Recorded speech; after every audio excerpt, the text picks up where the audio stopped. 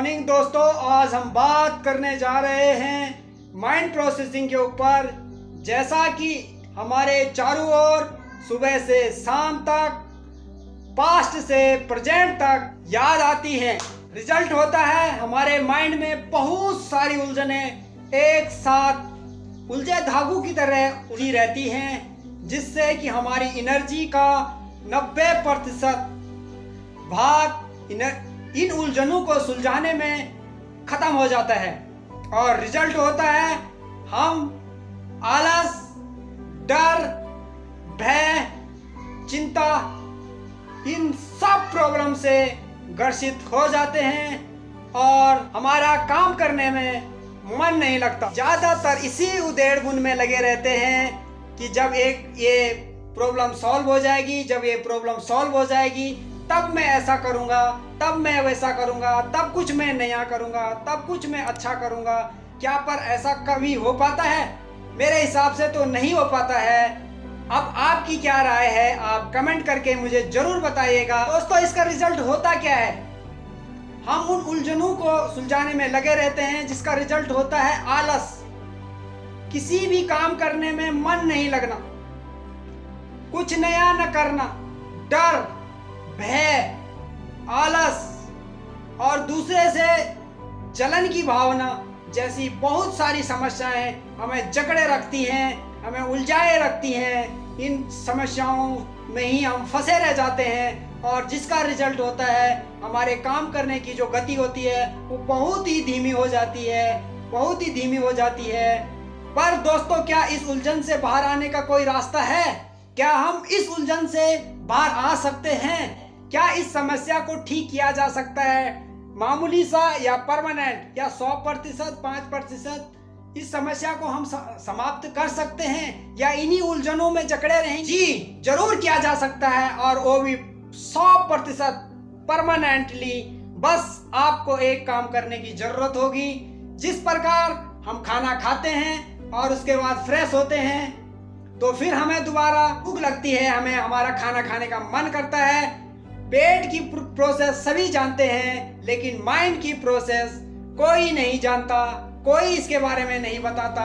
सब ये बोलते हैं कि ये भी खा ले, वो भी खा ले, यानी कि ये भी याद कर ले, वो भी याद कर ले, वो भी याद कर ले। हम क्या करते हैं कि हम सुबह से लेकर और शाम तक, पास्ट से लेकर प्रेजेंट तक की सारी अच्छी भली चीज़ों को हम अपने माइंड में स्टोर कर देते हैं, जिस वजह से हमारा माइंड फुल हो जाता है। और दोस्तों, जब आपका पेट भरा रहता है तो क्या आप कुछ खा पाते हैं? तो इसी प्रकार दोस्तों, हमें अपने माइंड को भी खाली करना होता है। इसके लिए हमें 4 काम करने होते हैं। सबसे पहले search, number 2 edit, number 3 save और नंबर 4 डिलीट। अब इसका प्रोसेस हम आगे वीडियो में समझाएंगे। आपको बस एक काम करना होगा। क्या वो काम आप करोगे? यदि करोगे तो जरूर 100% समस्या से बाहर आना स्वाभाविक है।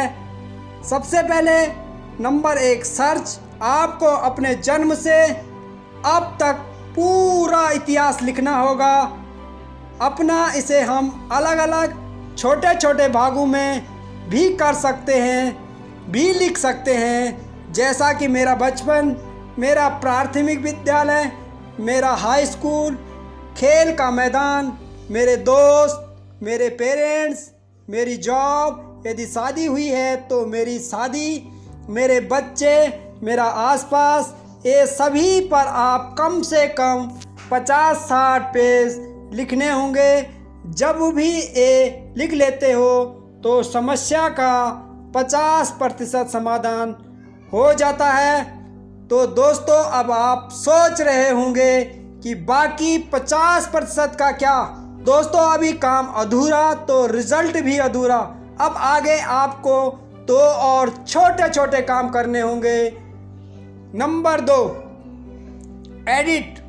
जन्म से अब तक 100 से 200 क्वेश्चन बनाने होंगे। तो दोस्तों, आप सोच रहे होंगे कि इतने क्वेश्चन तो हाँ दोस्तों, जो जितना ज़्यादा क्वेश्चन बनाएंगे उनकी लाइफ में इतनी ज़्यादा क्लैरिटी आएगी और नंबर 3 आपको एक और काम करना होगा।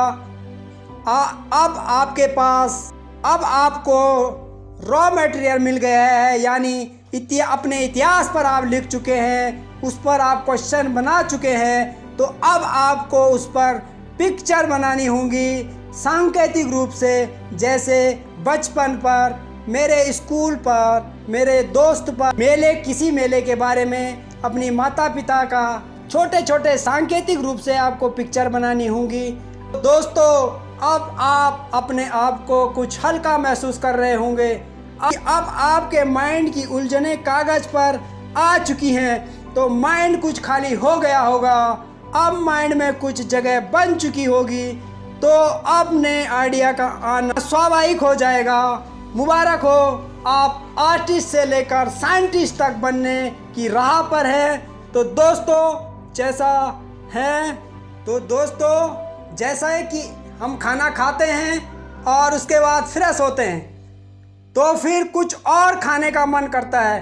ठीक उसी प्रकार हमारे माइंड को भी बार बार रिफ्रेश करना होता है, तब एनर्जी से लबालब रहना एक स्वाभाविक सी बात हो जाती है। आलस से कोसों दूर चले जाना, नए नए आइडियाज़ का दिमाग में जन्म लेना, माइंड में शांति महसूस होना, ये एक आम बात हो जाती है। हम बाहरी चमक दमक में न फंसकर आंतरिक प्रकाश में लगातार खोते चले जाते हैं। बधाई हो, आप 95% खाली हो चुके हैं और अब आप बाकी के 5% के लिए आप जो भी लिखे, क्वेश्चन बनाए, पिक्चर बनाई, उन सब को आपको जला देना होगा। दोस्तों, इस प्रोसेस को आप ज़रूर कीजिएगा, आपको ज़रूर फ़ायदा होगा। और जब जो भी आपके रिजल्ट मिलेगा उसके बारे में आप कमेंट सेक्शन में कमेंट करना बिल्कुल ना भूलिएगा। आप हमारे चैनल को लाइक कीजिएगा, शेयर कीजिएगा और सब्सक्राइब कीजिएगा। अपने दोस्तों को भेजिएगा, जिससे कि उनको ज़्यादा से ज़्यादा लोगों को इसका फ़ायदा हो सके। फिर मिलते हैं अगली वीडियो में। आप अगली वीडियो कौन से टॉपिक पर चाहते हैं, कमेंट करना बिल्कुल ना भूलिएगा। Thank you, bye bye.